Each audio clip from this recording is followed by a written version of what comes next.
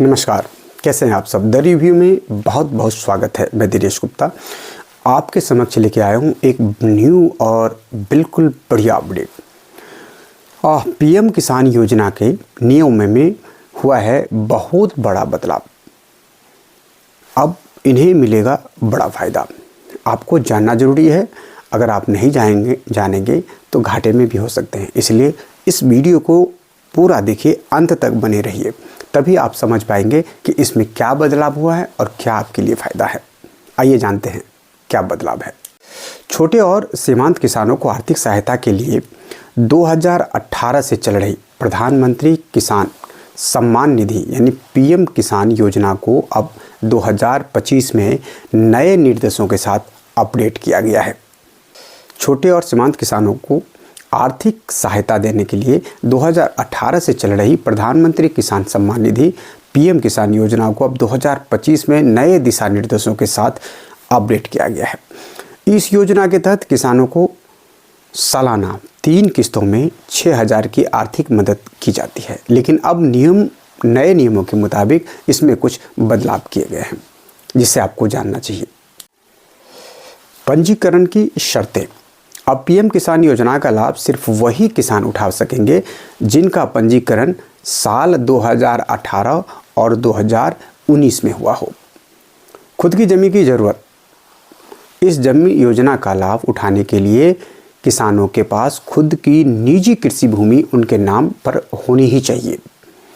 जिन किसानों की ज़मीन उनके दादा या परदादा के नाम है, ध्यान दीजिएगा, जिन किसानों की ज़मीन उनके दादा या परदादा के नाम है वे इस योजना से बाहर रहेंगे। अगर है भी अंदर तो बाहर रहेंगे। तीसरा है केवाईसी अनिवार्य।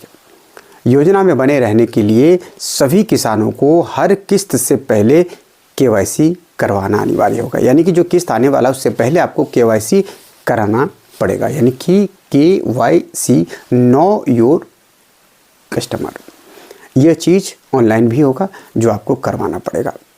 चौथा है आधार लिंकिंग और मोबाइल नंबर। किसानों के बैंक खाते में आधार और मोबाइल नंबर लिंक होना चाहिए, जो होगा भी। साथ ही किसान के पास वर्तमान समय में मोबाइल नंबर भी उपलब्ध होना चाहिए। जो आपके पास लिंक है वो मोबाइल नंबर भी आपके पास उपलब्ध होना चाहिए। अब हम आते हैं जानते हैं कि इस योजना का उद्देश्य क्या है। पीएम किसान योजना का मुख्य उद्देश्य छोटे और सीमांत किसानों को वित्तीय सहायता प्रदान करना है ताकि वे अपने कृषि कार्यों को सुचारू रूप से चला सकें। अब नए नियमों के तहत अगर किसानों के पास कृषि भूमि नहीं है या उनकी आमद अधिक है तो इस योजना का लाभ वो नहीं उठा पाएंगे। अगर उसके पास कृषि भी नहीं है और उसका आमदनी भी ज़्यादा है तो इस योजना से वो वंचित रह जाएंगे। वित्तीय सहायता की राशि। पीएम किसान योजना के तहत सरकार किसानों को सालाना 6,000 की वित्तीय राशि देती है। 2,000 की 3 किस्तें में दी जाती हैं। 2,000 की 3 किस्तों में दी जाती है। इस राशि में कोई बदलाव नहीं किया गया है और यह पहले की तरह ही जारी रहेगी। संभवतः आने वाले बजट में इसका बदलाव हो और 3 के अलावा 6 के अलावा 10 भी हो जाए, जिसके बारे में मैंने वीडियो में बता रखा है। आप उस वीडियो को देख सकते हैं। तो यहाँ जानना यह भी ज़रूरी है कि नए दिशा निर्देश जो सरकार ने जारी किया है उसका उद्देश्य क्या है। इस नए नियम का उद्देश्य योजना में पारदर्शिता लाना और यह सुनिश्चित करना है कि केवल उन्हीं किसानों को इसका लाभ मिले जो इसके लिए पात्र हैं। इससे किसानों को योजना का सही लाभ मिलेगा और सरकारी पैसा भी सही हाथों में पहुँचेगा। अब जानिए भी लेते हैं पीएम किसान योजना की विशेषताएं। तो जानिए, समय समय पर मिलता रहेगा लाभ।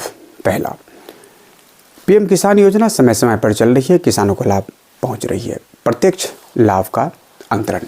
योजना की राशि सीधे किसानों के व्यक्तिगत बैंक खातों में ट्रांसफ़र की जाती है। लाभार्थी किसान। किसानों के समय समय पर कृषि से जुड़े अन्य लाभ भी उपलब्ध कराए जाते हैं। लाभार्थी किसान स्थिति की जांच करें। किसान अब पीएम किसान योजना की लाभार्थी सूची में अपना नाम चेक कर सकते हैं और जान सकते हैं कि उन्हें योजना का लाभ मिल रहा है या नहीं। लाभार्थी किसानों के नाम और स्थिति की सूची सरकार वेबसाइट पर उपलब्ध कराई है। जो भी जिस बेसर पे आप देखना चाहते हैं उसको देख सकते हैं। पीएम किसान योजना के नए नियम क्या है, जो मैंने कुछ बताया है अभी बता दे रहा हूँ। पात्र किसान, इस योजना का लाभ केवल भारतीय किसान ही उठा सकते हैं, वही इसके पात्रता के योग्य है। कृषि भूमि की शर्त, किसानों के पास खेती योग्य भूमि होनी चाहिए। आय सीमा, किसानों की आय 1 लाख रुपए तक वार्षिक होना चाहिए, यानी कि वार्षिक आय सिर्फ 1 लाख रुपए होना चाहिए, तभी आप इसका लाभ उठा पाएंगे। आयु सीमा क्या है? लाभ प्राप्त करने के लिए किसान का आयु 18 वर्ष से अधिक होनी चाहिए। शर्तें क्या है? किसानों के पास 4 पहिया वाहन या सरकारी नौकरी नहीं होना चाहिए। अगर यह 4 पहिया वाहन है और सरकारी नौकरी है तो आप इसका लाभ नहीं उठा सकते हैं। अब हम पूरे कुछ शब्दों में जान लेते हैं। पीएम किसान योजना 2025 में नए नियमों के साथ किसानों को अधिक पारदर्शी और प्रभावी तरीके से लाभ पहुंचाने का प्रयास किया गया है। अगर आप इस योजना का लाभ उठाना चाहते हैं तो इन नए नियमों को ध्यान रखते हुए रजिस्ट्रेशन और अन्य प्रक्रिया पूरी करें। पुनः एक बार और वीडियो देखें और जो जो प्रक्रिया मैंने बताया है उसको देखें और सुनें और समझें और इस प्रक्रिया को पूरी करने में लग जाए। अन्यथा फरवरी से आपके पेंशन किसान निधि रुक भी सकता है। तो जो भी प्रक्रिया बताया गया सरकार की तरफ से ऑनलाइन जाके पूरा कीजिए और अपना जो लाभ है उसको लेते रहिए। बहुत बहुत धन्यवाद। आशा करता हूँ कि हमारे वीडियो आपके काम आया होगा। अगर वीडियो अच्छा लगता है कमेंट्स के माध्यम से हमें सुझाव दीजिए, बताइए कि हमारे वीडियो कैसा आपको लगता है। द रिव्यू में आपका बहुत बहुत स्वागत है। बहुत बहुत धन्यवाद। नमस्कार।